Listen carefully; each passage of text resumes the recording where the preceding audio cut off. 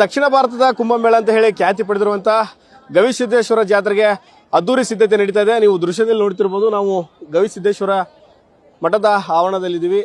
ಬೆಳಗ್ಗೆಯಿಂದ ಕೂಡ ಬೆಳಗ್ಗೆ 3 ಗಂಟೆಯಿಂದಲೂ ಕೂಡ ಭಕ್ತರು ಮಠಕ್ಕೆ ಆಗಮಿಸ್ತಾ ಇದ್ದಾರೆ.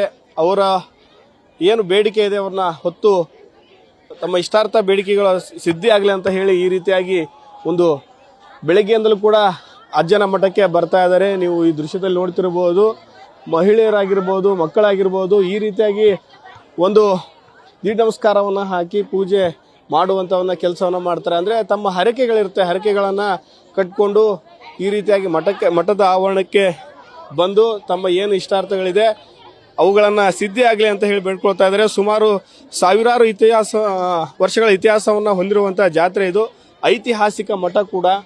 ಹೀಗಾಗಿ ಸುಮಾರು 4 ರಿಂದ 5 ಲಕ್ಷಕ್ಕೂ ಅಧಿಕ ಜನ ಜಾತ್ರೆಗೆ ಭಾಗಿಯಾಗ್ತಾರೆ. ಜಾತ್ರೆಯಲ್ಲಿ ಸುಮಾರು ಲಕ್ಷಾಂತರ ಜನ ಸೇರೋದ್ರಿಂದ ಬಿಗಿ ಭದ್ರತೆಯನ್ನು ಕೂಡ ಈ ಮಠದ ಆವರಣದಲ್ಲಿ ಮಾಡಿಕೊಳ್ಳಲಾಗ್ತಾ ಇದೆ. ಈಗ ಬೆಳಗ್ಗೆ 3 ಗಂಟೆಯಿಂದಲೇ ಈಗಾಗಲೇ ಭಕ್ತರು ಮಠದ ಆವರಣಕ್ಕೆ ಬರ್ತಾ ಇದ್ದಾರೆ. ಇನ್ನೂ ಹೋಗ್ತಾ ಇನ್ನೂ ಸಾಕಷ್ಟು ಪ್ರಮಾಣದಲ್ಲಿ ಜನ ಬರ್ತಾ ಹೋಗ್ತಾರೆ.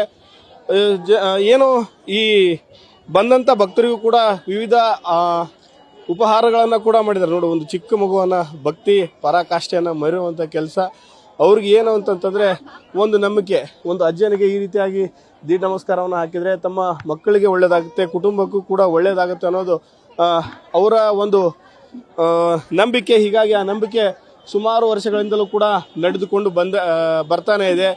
ಸಾಕಷ್ಟು ಪ್ರಮಾಣದಲ್ಲಿ ಜನ ಬರ್ತಾರೆ, ಇನ್ನೂ ಸಾಕಷ್ಟು ಪ್ರಮಾಣದಲ್ಲಿ ಜನ ಸೇರುತ್ತೆ. ಈ ತೇರಿನ 5:30ಕ್ಕೆ ರಥೋತ್ಸವಕ್ಕೆ ಚಾಲನೆಯನ್ನ ನೀಡಲಾಗುತ್ತೆ. ಆ ಚಾಲನೆ ನೀಡಿದ ನಂತರ ಮತ್ತಷ್ಟು ಭಕ್ತರೊಬ್ರು ಇದ್ದಾರೆ, ಅವ್ರನ್ನೇ ಮಾತಾಡ್ತಾನೆ. ಎಲ್ಲಿಂದ ಬಂದಿರ್ತಾವ್ ಸರ್? ಒಣಗೇರಿಯಿಂದ ಸರ್, ಪಾದಯಾತ್ರೆ ಮಾಡಕ್ಕೆ ಬಂದಿದ್ದೀವಿ ಸರ್. ನಾವು ಒಣಗೇರಿಯಿಂದ ಪಾದಯಾತ್ರೆ ನೈಟ್ 10 ಗಂಟೆಗೆ ಬಿಟ್ಟಿದ್ದೀವಿ ಸರ್. ಬೆಳಗ್ಗೆ 5 ಗಂಟೆಗೆ ಬಂದಿವಿ. ಈಗೆಲ್ಲ ಸುವ್ಯವಸ್ಥೆ ಆದ ಎಲ್ಲ ಇದೆ ಸರ್, ಸೌಕರ್ಯ ಇದೆ. ಇಲ್ಲಿ ಆರಾಮ್ ಸ್ನಾನ ಮಾಡಿ ಎಲ್ಲ ಜಳಕ ಮಾಡಿ ಇಲ್ಲಿ ದರ್ಶನ ಆಗಕ್ಕೆ ಬಂದಿದ್ದೀವಿ ಸರ್. ನಾವು ಏನಕ್ಕೆ ಜಾತ್ರೆ ಬರೋದು? ಏನಕ್ಕೆ ಪ್ರತಿ ವರ್ಷ ಬರ್ತೀರಾ? ಹೇಗೇನು? ಪ್ರತಿ ವರ್ಷ ಬರ್ತೀವಿ ಸರ್ ನಾವು ಇದಕ್ಕೆ. ಕುಂಭಮೇಳ ಅಂತಂದಿದ್ದು ಈ ಉತ್ತರ ಕರ್ನಾಟಕದಲ್ಲಿ ಅತ್ಯಂತ ದೊಡ್ಡವಾದ ಜನಸಂಖ್ಯೆ ಸೇರಿಸ್ತದೆ. ದಕ್ಷಿಣ ಭಾರತದಲ್ಲಿ ಅತ್ಯಂತ ದೊಡ್ಡ ಪ್ರಮಾಣದಲ್ಲಿ ಸೇರ್ತದೆ.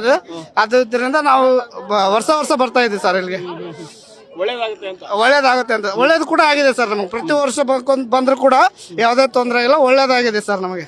ಜನ ಬರ್ತಿರ್ತಾರೆ ಬೇರೆ ಎಲ್ಲ ಕಡೆಯಿಂದ ಬರ್ತಾ ಇರ್ತಾರೆ ಸರ್. ನಾನು ನಿನ್ನೆ ನೋಡ್ಬೇಕಾದ್ರೆ ಹುನಗುಂದ, ಬಿಜಾಪುರ, ಬಾಗಲಕೋಟೆ ಆ ಕಡೆಯಿಂದ ನಡ್ಕಂತ ಪಾದಯಾತ್ರೆ ಕೂಡ ಬರ್ತಾ ಇದ್ದಾರೆ ಸರ್. ಹೌದು ಸರ್, ಹೌದೌದು. ಒಳ್ಳೇದು ಕೂಡ ಆಗತ್ತೆ ಸರ್. 100ಕ್ಕೆ 100. ನಾನೀಗ 6 ವರ್ಷ ಆಯ್ತು ಸರ್ ಬರಕತ್ತೆ, ಪಾದಯಾತ್ರೆ ಬರಕತ್ತೆ 6 ವರ್ಷ ಆಯ್ತು. ಒಳ್ಳೇದಾಗಿದೆ.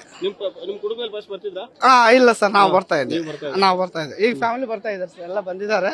ನಾವು ಬರ್ತಾ ಇದ್ದೀವಿ ಸರ್, ಒಳ್ಳೇದಾಗ್ತಾ ಇದೆ. ಈಗ ಈ ಸಿಕ್ಕಾಪಟ್ಟಿ ರಶ್ ಇರ್ತೈತೆ, ಇದರಲ್ಲಿ ಓಡಾಡಕ್ಕಾಗಲ್ಲ, ಹೆಂಗೆ ಇದು ಮಾಡ್ತೀರಿ ನೀವು ಅಂತ? ಸರ್ ರೆಸ್ಟ್ ಅನ್ನಕೇನು, ಸಣ್ಣ ಹುಡುಗ ಬಂದ್ರು ಕೂಡ ಏನು ತೊಂದ್ರೆ ಏನೇನು ಆಗಲ್ಲ ಸರ್, ಯಾವುದೇ ಪ್ರಾಬ್ಲಮ್ ಆಗಲ್ಲ. ಒಟ್ಟ ನಾನೀಗ ಬಂದಿದ್ದೀನಲ್ಲ, ಏನೇನು ಇಲ್ಲ. ಅಜ್ಜನ ಸೇವೆ ಮಾಡ್ಕೊಂಡ್ ಬಂದ್ರೆ ಏನು ಪ್ರಾಬ್ಲಮ್ ಕೂಡ ಆಗಲ್ಲ. ಹೌದೌದು ಬಂದಿದ್ದೀವಿ ಸರ್ ನಾವು. ಹೌದು ಸರ್, ಥ್ಯಾಂಕ್ಸ್. ಇದಿಷ್ಟು ಇಲ್ಲಿನ ಭಕ್ತರ ಮಾತು. ನಾವು ಸಾಕಷ್ಟು ವರ್ಷಗಳಿಂದಲೂ ಕೂಡ ಇಲ್ಲಿಗೆ ಬರ್ತಾನೆ ಇದ್ದೀವಿ. ನಮಗೆ ದೇವರ ಮೇಲೆ ನಂಬಿಕೆ, ಎಲ್ರದ್ದು ಒಳ್ಳೇದಾಗುತ್ತೆ ಅನ್ನೋದು ನಂಬಿಕೆ. ಹೀಗಾಗಿ ನಾವು ಸಾಕಷ್ಟು ಪ್ರಮಾಣದಲ್ಲಿ ಈ ರೀತಿ ಬರ್ತಾ ಇದ್ದೀವಿ. ಇನ್ನೂ ಹೆಚ್ಚಿನ ಪ್ರಮಾಣದಲ್ಲಿ ಜನ ಬರ್ತಾರೆ. ಅವರಿಗೆ ಊಟದ ವ್ಯವಸ್ಥೆ ಇದೆ, ಎಲ್ಲ ರೀತಿಯಾದಂಥ ವ್ಯವಸ್ಥೆಯನ್ನು ಕೂಡ ಮಾಡಲಾಗಿದೆ. ಇದುವರೆಗೂ ಕೂಡ ಯಾವುದೇ ರೀತಿಯಾದಂಥ ಅಹಿತಕರ ಘಟನೆ ನಡೆಯೋದಿಲ್ಲ.